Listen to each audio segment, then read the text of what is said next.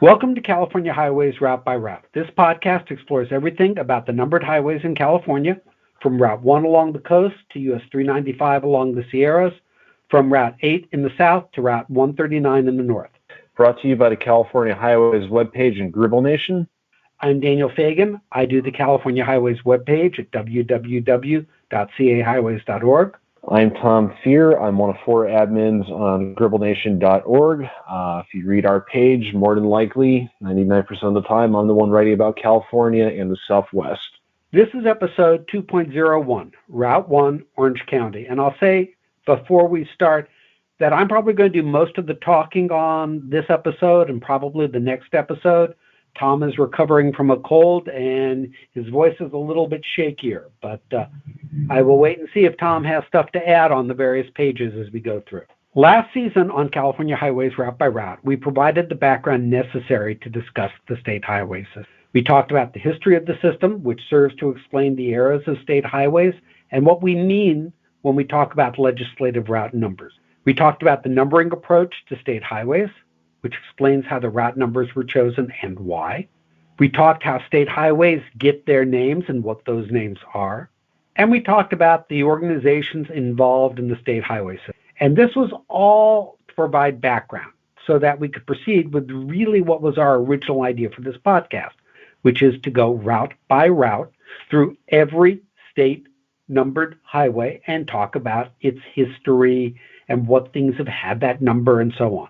So if you haven't listened to season 1, we encourage you to go to our Spotify for Podcasters home at anchor.fm/CA Route by Route, which will redirect you, or to our forever home at caroutebyroute.org and listen to the back episodes.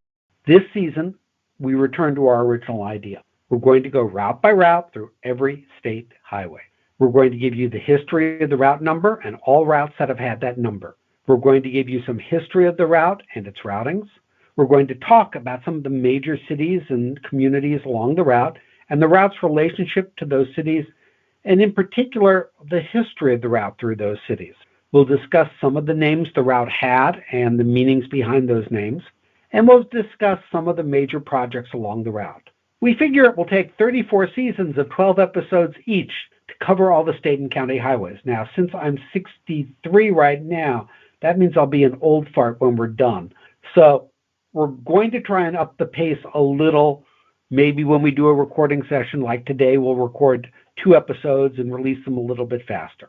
We will discuss the highways in post-mile order. That is generally from west to east and from south to north. And that can sometimes be different. I know, Tom, when you write your pages, you tend to go the other direction. And I always have to, when I'm grabbing stuff, reverse it. Yeah, there's not, in my pages, I kind of tend to go by what interests me first more than anything, so it's a little bit disorganized compared to your page. So we will try and do it in that order, but there are 5, if I remember correctly, routes that go in reverse post-mile order, and those we'll cover in reverse post-mile order. And there are reasons for that, which are very interesting. I think 580 is one of those, if I remember correctly. Yeah, 580 that is correct. That is one of them. And I think that's a vestige of I-5 West. It's less a vestige of I-5 West as the fact that it was originally a north-south route. So it was numbered from south to north. And then they added the portion along the top, which made it an east-west route. And therefore, the west is now corresponding to what was the northernmost point. And therefore, it's in reverse post-mile order. And it's not numbered from west to east. I don't know if you had caught that. Trying to think. Remember the portion across the bay? Right. Was not originally part of I-5 West. Right. It was 17 originally. So, yeah, like the San Rafael Bridge. And that made it suddenly into an east-west route. Right. But they kept the north-south post miles. I'll still kind of argue, even though like it's numbered how it is on the post miles, it more or less is a north-south route. Yeah. Well, that's what Caltrans did. So that's one of the 5. This season, we're bringing you 10 episodes on Route 1 and 2 on Route 2. So let's talk about the number 1. And here's where I really wish I had music licensing fees paid, and I could play things like One is the Loneliest Number by Harry Nilsson in the background. But one is an interesting number. It signifies the first of something. In some cases, it signifies the most important in some way. And it's really interesting to ask yourself, what is one? What was the first state highway funded in a given state? What was the first state highway built? And what is signed as Route 1 in any given state? Tom, do you want to talk about the first federal road, what the first funded federally road was in the U.S.? So this was the National Road. This was built between 1811 and 1834 to reach the Western settlements. Congress authorized construction of the road in 1806, and President Jefferson signed an act establishing it. Connected Cumberland, Maryland to the Ohio River. A lot of this is now part of US 40. On my page, Adam has covered a lot of this and later bypassed by I-70. Yeah, as I recall, it was originally what they do. I don't think they were building concrete roads at the time. It was probably brick or stone or something. I think a lot of it was cobblestone with some actual brick sections like around actual towns and communities. So now let's turn to the question, what is Route 1? And it's really interesting, and I sort of fell down a rabbit hole writing this, about what Route 1 is in each state. So on the East Coast, it is often US 1. US 1 runs along the Atlantic coast from Fort Kent, Maine, all the way down to Key West, Florida, and actually parts of Florida's A1A were originally part of US 1, as I recall. So it's a little strange with Florida. So in 1945, they renumbered their highway system. Prior to that, it was defined sequentially when the legislative branch would define a route. But in 1945, they converted it to a grid-based system. So Florida State Road 1 was all the way on the Atlantic coast, and most of US 1 was State Road 5 in that scheme.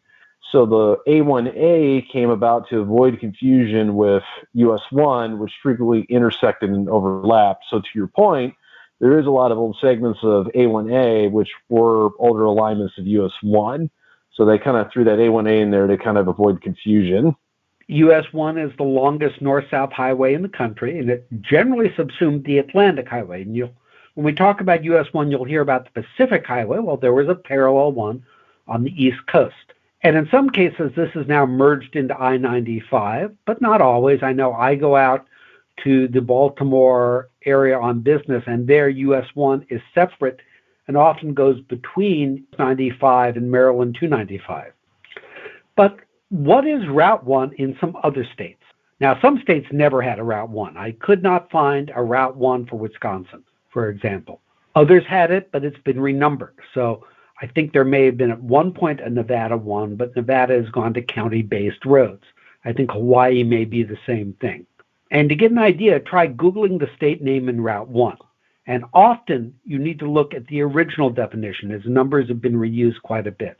But generally, Route 1 is unique in some way. It runs through the state capital. It's the longest road in the state. And so in Louisiana, it goes diagonally across the state. Sometimes it's the oldest road in the state, so New Mexico 1. Sometimes it's the primary cross-state route, Utah 1. Or it runs along the edge of a state, like Mississippi 1. Do you have any observations on just routes with the number 1? Well, it's like you said, it tended to kind of be usually, if there is a 1 at all, and it predated the U.S. route system, it tended to indicate what was either the first state route or what was designated as the most important. So like in Washington State, one that comes to mind is pretty much US 99, for the most part, was primary state highway number 1. And then they renumbered it away. Correct. I just had this image now of, what is it, the $10,000 pyramid of where people are trying to name routes that were numbered 1. I could see some game show nuts having fun with that one. Yeah, there's quite a bit of them. So what was the first state highway? Based on our research, the first state route was the Lake Tahoe Wagon Road from Sacramento to Carson Valley. In fact, I remember an article in the Fedco Reporter, for those of you who remember Fedco, talking about this. The state created the Office of Surveyor General in 1850. There was public demand in the road from Sacramento to the Carson Valley in Nevada in 1855. And a bill was passed ordering the Surveyor General to survey a road over the Sierra Nevada mountains and authorize bids for construction of this road, which supposedly passed. There's one record that shows it passing in 1850, which is an odd date. The bill authorized costs of up to $105,000, but the legislature neglected to appropriate the funds. Instead, a policy of granting franchises for building toll roads evolved, resulting in a number of toll roads and bridges being constructed between 1850 and 1880. One of these was the authorized Emigrant Wagon Road, also called the Lake Tahoe Wagon Road, which was completed in November 1858. In 1864, the railroads, the Central Pacific, completed the Dutch Flat and Donner Lake Wagon Road over the Sierra, and this was also a toll road. This later became LRN 37, Legislative Route 37, then US 40, and is roughly the route of today's I-80. Tom, you want to add anything on this? So, just as a side, like this year to me is always like extremely fascinating, especially since I found like a ton of like Bancroft era, 19th century era maps showing like all these franchise roads. I think in a modern lens, this would be like really an incredible thing to see play out, because we're so used to in our lives having highways built by like a government body, like a state, a county, a city. And from everything I've read on these accounts, like the maintenance standards wildly varied. Like there would be a lot of outright toll franchise holders that would just abandon roads because they didn't feel like they were profitable anymore.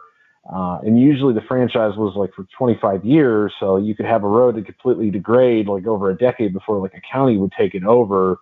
So it's just fascinating, but it really kind of emphasizes like kind of like as you get into the 1860s and onwards towards the 20th century, how much really railroads were way more important for long distance travel than highways were. I think most of the roads in this time were being used for either stagecoaches or horses. We did not have automobiles. Yep. So it was a very much slower pace of travel, and it tended to be in rural corridors that was kind of meant for migrants that were probably trying to travel cheaply on a budget. And they probably could accommodate a worse road. They probably could accommodate steeper grades. Yeah, there is definitely some evidence of that even in our modern state highway system, like with some of the roads that ended up being incorporated, like 108 over Sonora Pass and 4 over Ebbets Pass, which both have grades in excess of 20%. Those have origins as franchise toll roads. So what was the first legislative right now, going from the first thing that was numbered 1, or eventually, and this was created in 1909 from San Francisco to Crescent City for 371.2 miles.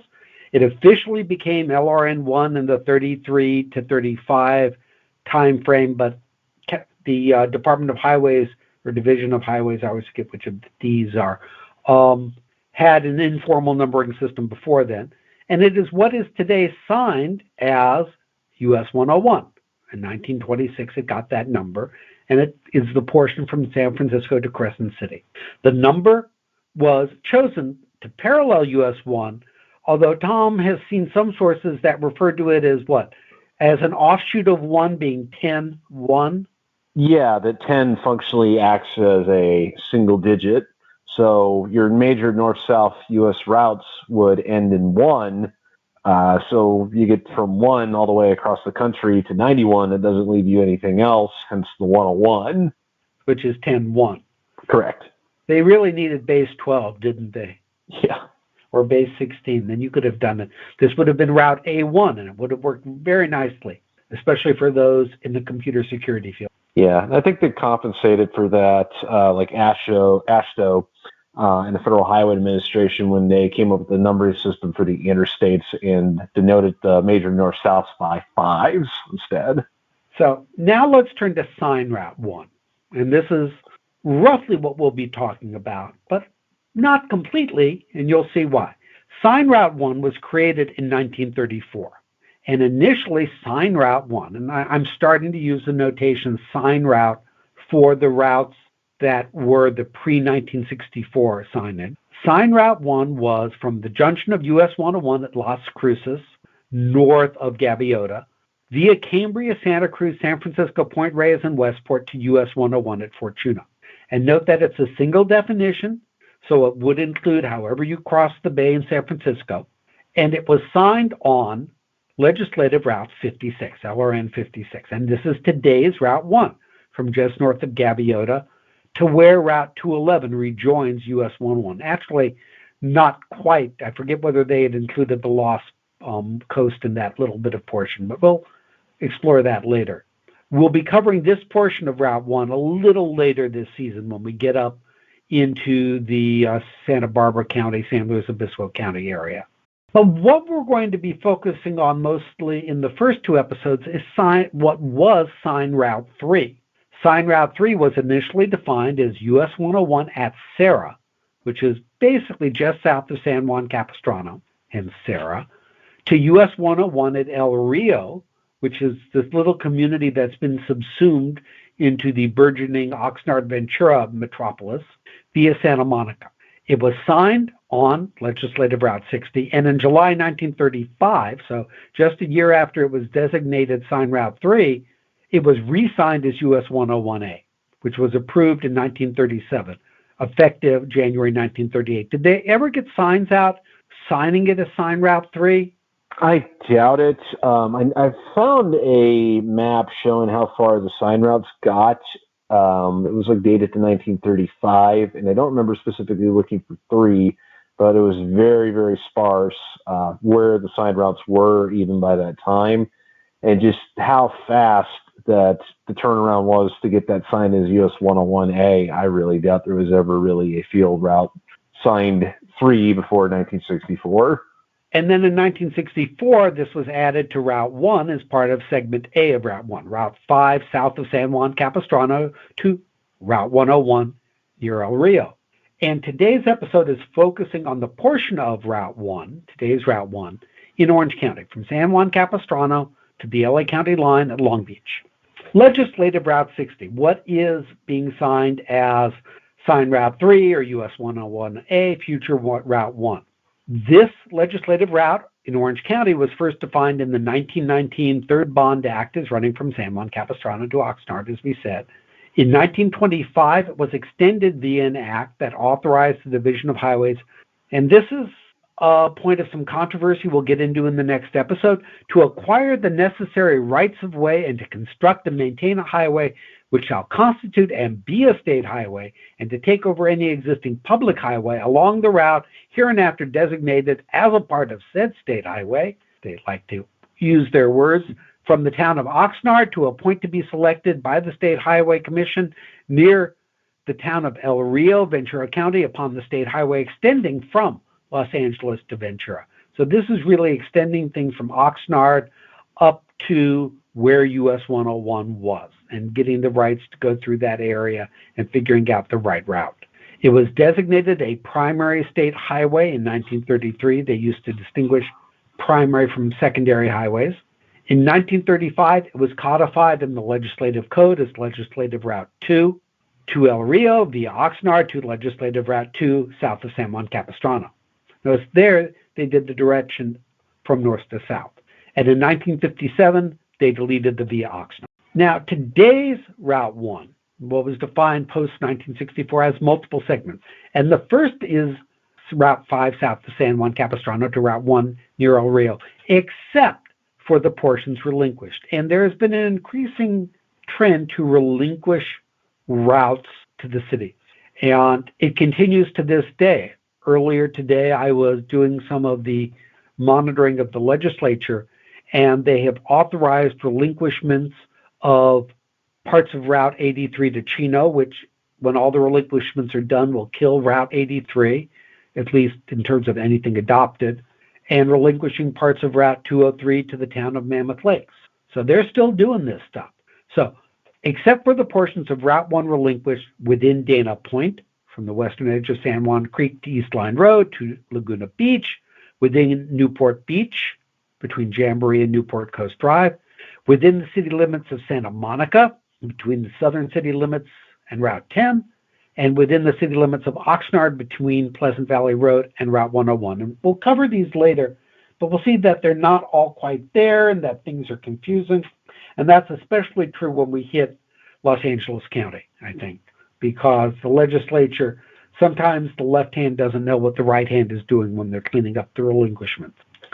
Now, all of this, especially in the South, was named Roosevelt Highway.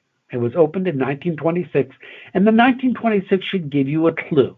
It was not named after Franklin Roosevelt. It was named after Teddy Roosevelt, who died in 1919 while the planning for this began. And in many cases, he was an advocate for the routes through the areas that these things went, for routes along the coast. It was the first direct link between Newport Beach and Laguna Beach and between Ventura and Santa Monica. In 1941, it was renamed Pacific Coast Highway.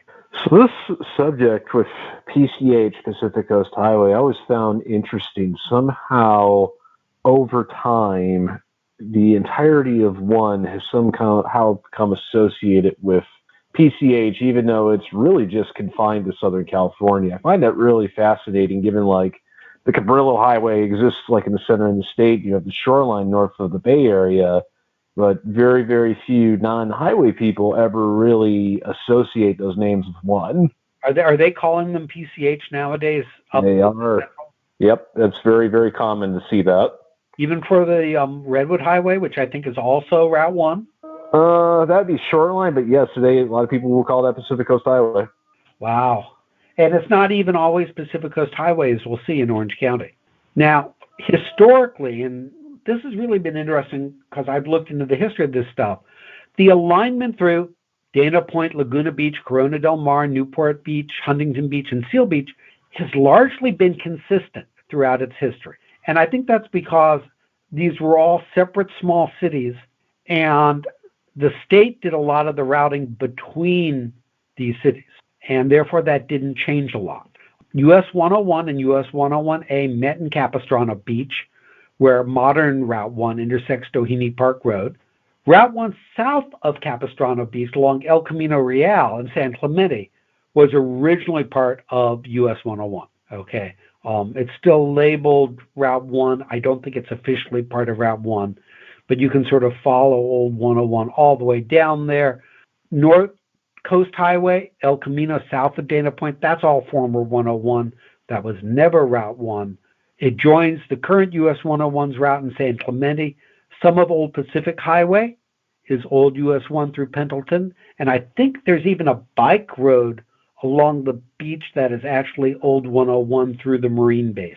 You're the bike rider, the hiker. Have you gone along that at all? I have. It's actually first to third state highway bond act Portland cement. So it's absolutely old 101. The Coast Highway is generally a key part of the communities through which it passes. The route, as I said, is generally unchanged from the 1930s to 1940s routing. There are a few spots we'll note where it changed in Seal Beach, and I want to say Newport Beach. And we'll explore some of these communities. Before I start going through them, Tom, anything you want to add? So like you said, this is really one of the few corridors, like major ones, like one I would think most people would associate as a major California state route, where really the alignment between 101A to 1 really hasn't shifted all that much. And it's really probably, like you said, because the state built a lot of it. There really wasn't a lot of reasons for it to change if it wasn't going to become a freeway. And you contrast that with what we'll see in the next episode, the whole routing of Route 1 through a lot of the beach cities and through anything that was city of Los Angeles kept changing over time, in little ways, but significant ways. So let's start going through the communities along the coast. And we start with Dana Point. And I hadn't known about this before I started looking things up. And next time I'm down there, I want to look for it. There is evidently a marker that celebrates Route 1. It's a 31-foot tower that spells out PCH in golden letters. It is just past the route bridge over San Juan Creek. It recognizes the Capistrano Beach curve, which is where US 101A split from US 101. And it's a miniature version of the one of 36 Richfield oil towers, erected at roughly 50 miles intervals from the Mexican border to the Canadian border. Have you done any research into the Richfield oil towers? I haven't. I've heard about them, but I haven't really dug too much into the history of them. Evidently, they were designed to be visible, I think, along the route so you could know where your next gas was. So it's almost like a oil and gas version of El Camino Real. Yeah, that's interesting. The Dana Point segment was completed in 1929, and in 1957, plans started for the Orange Coast Freeway from Capistrano to Long Beach, and it would have run right through Dana Point High School. And we'll talk more about the freeway later. Especially in the southern segment, there were loads of plans to build a freeway along Route 1, which the communities, well, some liked, some had their arms twisted by the Division of Highways, and some hated, and none came to fruition. Now, in Laguna Beach, and there are many who know the intersection of Route 1 and Route 133 because it's right near where the Pageant of the Masters is in Laguna Beach. They refer to the route as Coast Highway, and this is the name you'll see very much in Orange County. Previous names in Laguna Beach included Riverside Drive, Beach, Coast Road, Coast Boulevard, and the name stabilized around 1960. This was first paved around 1923 and launched in 1926 with a ribbon-cutting ceremony between Newport and Dana Point. In Newport Beach, we turned to 1924 when an agreement was finalized with the Irvine Company. Yes, that same Irvine Company. No, it doesn't have any relationship to Robert Irvine, the restaurant guy. On the route of Pacific Coast Highway between Newport Beach and Dana Point to fill the gap in Orange County. This opened in 1926. We noted the controversy about the Orange Coast Freeway, which we'll cover later. And this includes the terminus of Route 55, and originally it's where Route 73 ended until they built the toll road and changed the end of Route 73. You know any more on Newport Beach, Tom? Other than really the segment of highway that became 3 and 101A, a lot of that was new. There was a ferry in there that I recall reading about where you had to cross from Newport to Dana Point that predated 3 being built. So that was probably the pre-1924 thing that the highway replaced. Yes. It was a pretty prominent ferry, and I believe it's still there as a pedestrian ferry. So working our way up the coast, we get to Huntington Beach. And there in 1913, the South Coast Improvement Association was incorporated to fight for a coast road. And the new coast road was announced in 1916. The wide spot in the road called Los Patos was at the top of the bluffs just above a point where Warner Avenue crossed the highway. And that routing paralleled the route of the Pacific Electric along the coast. If you're not familiar with Pacific Electric, you'll see it mentioned a lot down here. It was a major interurban network done by Henry Huntington, sold to Southern Pacific in 1913, who expanded. And it was very notable for running lines along the coast, especially in Orange County, especially in Redondo Beach in that area, running lines from LA to Venice. I'll put in my plug for the Southern California Railroad Museum, formerly Orange Empire Railroad Museum out in Paris, California, near Route 74. If you want to learn the history of the PE, that's a good place to go. They still call it Pacific Coast Highway in Huntington. We're now getting close to the LA County line. We come to Seal Beach. And in Seal Beach, in 1916, the Orange County Board of Supervisors awarded a contract to Lee Garnsey to construct a road from the coast from Seal Beach to Huntington Beach. The price for 3 miles of road, $16,900.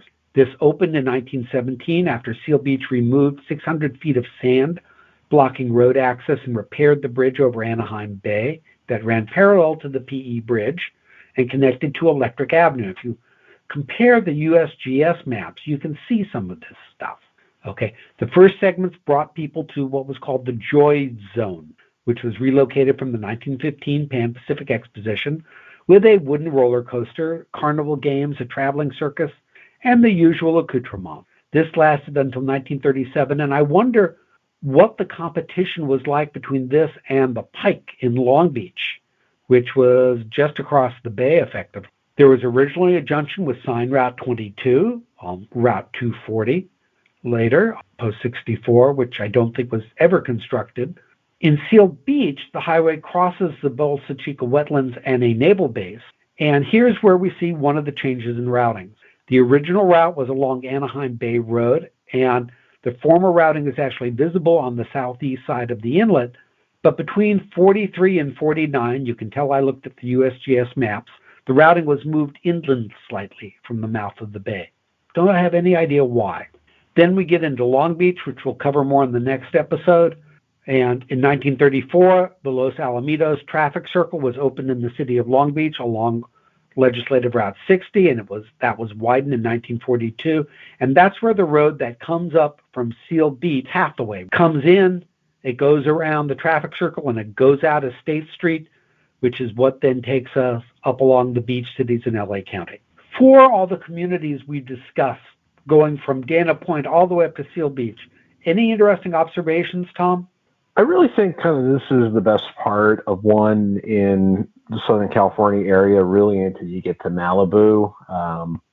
As far as at least, it's best indicator of what people would probably think one to be. As you get into Los Angeles County, it's more of an urban arterial, whereas this is more like going through coastal communities and stuff like that. So it kind of fits the motif with one I think most people have in their heads pretty well. How much visibility, because I know it's something we're going to see in the southern LA County sections, and even in some of the middle LA County sections, were there oil fields in these sections? There was quite a few. I remember doing, we even have it cited on the sheet that we're reading right now. I remember reading a lot of this Long Beach stuff when I was looking up Los Alamitos Circle, and I found like a ton of just like oil derricks, especially around Long Beach. Like they're just all over the place, up and down every road pretty much. Were there any down as we were getting into Huntington Beach? I want to say there were some in Huntington Beach. I believe there was quite a few, actually. Just the whole area was really rich in oil, so it would have made sense for the derricks to be there. So now let's turn to the destruction of Route 1, the freeway plans that were there. And this all started in 1957 when the California Highway Commission studied a proposal for construction of the Orange Coast Freeway, an inland route that would replace PCH. This would connect Capistrano Beach and the San Diego Freeway to Long Beach, cutting through Newport Beach at 16th Street and going through Laguna Beach. And one of the things I'm going to link in the discussion is there's I want to say it's a two-part podcast from the history of Dana Point that goes into this freeway, and it's where I got a batch of this information from. In 1960, the Orange County supervisors wanted to come up with an agreeable alignment to recommend. This notion, this word of, well, we're going to cut Laguna Beach in half, caused Laguna Beach to mobilize and oppose the plan, and therefore the state became firm in its plan, but chose not to air them, resulting in a protest against any plan and not just the location. And by October 64, the county finally said it had to go around Laguna Beach and stay away from the coast, but in Dana Point, it would cross Del Obispo. In 1964, this was planned as freeway for the entire route. I think it's still listed that way in the freeway and expressway system. There was a freeway adoption in 64 from south of MacArthur to around the Santa Ana River. There were also plans for a freeway from Route 39 to connect to Route 240, which was the southern end of I-605 that ran towards Seal Beach. And this ran near Huntington Harbor through Navy land, skirted the wetlands inland. It was deleted by the 1970s, and I think it also ran into problems with the naval base. Continuing the story of the freeways here, in 1969, the renamed Pacific Coast Freeway from Corona del Mar to Capistrano was 8th on the priority list of Orange County freeways with a proposed scenic highway designation. We should really do a podcast on scenic highways and that designation because it's interesting, do an add-on. And I'll note there are some discussions that we've run into and that we've seen how I think the Division of Highways used that priority list to strong-arm cities. They would say, well, you're on our priority list, but if you don't give in now, we're going to bump you to the bottom and you're going to have bad traffic for decades. Do you recall reading some of that, Tom? I do. They kind of kept it out of the California Highways Public Works publication, I noticed. So I always thought that was funny. That always kind of be something that was in the background that was kind of used as an implied threat, I guess. Yeah, I want to say the podcast on that PBS San Diego did recently on the whole freeway system of San Diego had some mentions of that. And I seem to recall in the Freeway Topia book, There were some discussions of that. It was either Route 210 or US 101 saying, if you don't decide now and let this cut through your city, you're going to go to the bottom of the priority list. Yeah, I mean, and at that time, too, it would have been a real threat because you just had a ton of freeways being built at the time, and just money could be redirected elsewhere very easily. In 1970, the freeway revolts began, at least in the South. Laguna Niguel homeowners associations got into the picture, opposing a plan that hadn't even started yet. They estimated 665 residents would need to move. In parallel, they started planning for the new freeway by making Golden Lantern an off-ramp and a 6-lane highway to Harbor. This included a 40-foot easement removing 10 homes on the east side between PCH and Selva Road that remains. Despite the objection of residents, the 5th District Supervisor made the motion to approve the acquisition, saying it was least costly. Opposition mounted city by city along the route to restudy it, and joining in opposition was that same 5th District Supervisor that approved the previous acquisition because the route now changed to include impacts in his city. In Newport Beach, there would have been a massive bridge built over the Santa Ana River, and the freeway would have run through West Newport atop a 35-foot embankment. The strip of West Newport businesses along the Coast Highway would have been lost, along with hundreds of homes in the Newport Shores area. Along Mariners Mile, the freeway planners considered two options. One, to remove all of the businesses on the inland side of the West Coast Highway and build a double-deck portion of the freeway wedged between PCH and the Bluff, or, and this was the route they chose, run the freeway up the Bluff into the Cliff Haven neighborhood near the Ensign Intermediate School and bulldoze hundreds of homes, including bluff-top mansions along Kings Road. And I would imagine building on top of the bluffs, they would have had a maintenance headache over time. Delays continued until at least the 1980s. By then, the state legislature was canceling portions of major planned freeways, including nearly 100 miles of the Pacific Coast Freeway. By August 72, and we'll see this again in Malibu, the governor signed 3 bills deleting the proposed Pacific Coast Freeway, and I believe this was Reagan at the time. You want to add anything on the freeways in Orange County?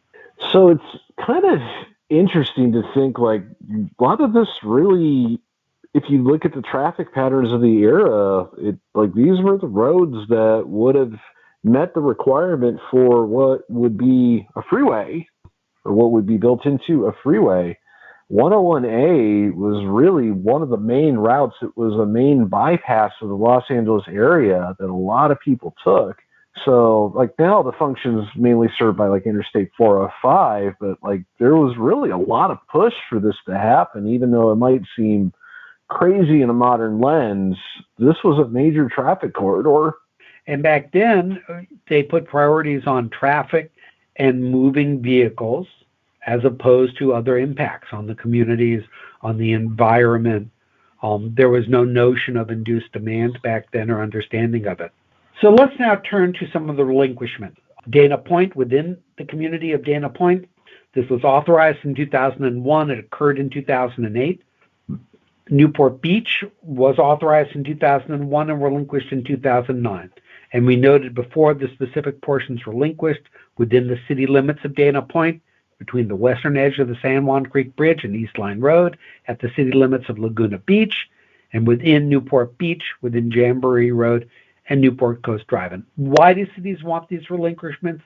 It allows them to control the road. Before you relinquish, any connection to a public road has to be approved by the CTC. I remember that when looking into the history of System Development Corporation, and they're wanting to build a driveway on 3000 Olympic, which at that time was still Route 26, and they had to get approval from the state to do that.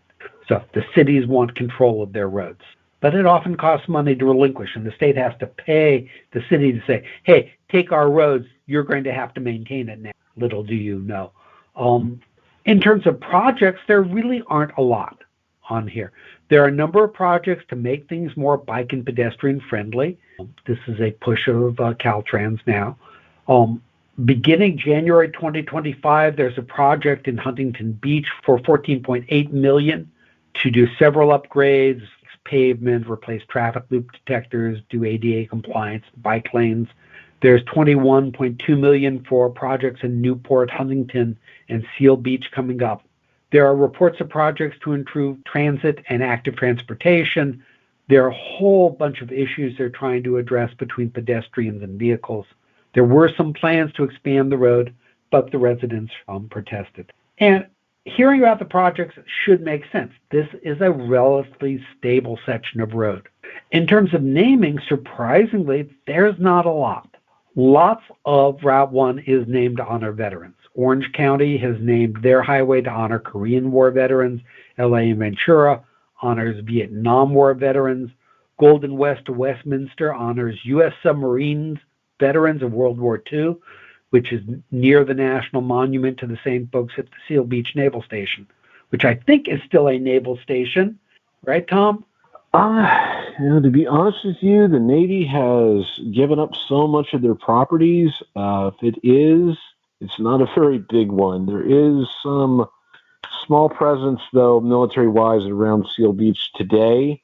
But yeah, the Navy, it's interesting in California specifically how many bases have been given back kind of to the communities or have been repurposed, like for the Marine Corps or another branch of the military. Well, yeah, we'll see that. Tustin used to be home to a large Marine base. It's no longer there. Terminal Island. It turns out, I ran into this when someone posted a picture on Facebook. The land that is now part of LA Space Force Base, which was LA Air Force Base, actually used to be Navy land when it was during World War II and just after in the 50s, and was sold to the Air Force and partially to Grumman Aircraft. And we've seen, of course, all the changes that occurred up at Naval Base, Ventura County, which was formerly Point Mugu and the CB base and so on. There are no other designations in Orange County. They have not gotten into the habit there of naming the route after people. Next time on California Highways Route by Route, we'll continue our exploration of Route 1 by looking at the route in LA County. We'll explore the routing in Long Beach and the relationship to the 5 points, Long Beach and the Terminal Island freeways. We'll talk about the reroutings around LAX, which are really interesting. We'll tell my favorite story about May Ringe and the Battle of Malibu. And we'll talk more about the plans to build a freeway in the ocean and forever change the coastline. You're laughing at that. I am. I know exactly what you're talking about, and it's a very nutty proposal. Yeah. For more information, visit the pages on cahighways.org on the routes we've talked about today, Route 1, Route 3, LRN 60, US 101, LRN 56, and the ancillary routes. Look at the Gribble Nation blogs. We have some that we will link in the show notes. And the links that I used as sources for the material on this page will also be in the show notes. As always, information on the episode is available on our website, caroutebyroute.org, where you can also leave us comments on the episode. The episode is also available on our Anchor FM home, anchor.fm/CA Route by Route. Join us as we continue to explore California highways route by route.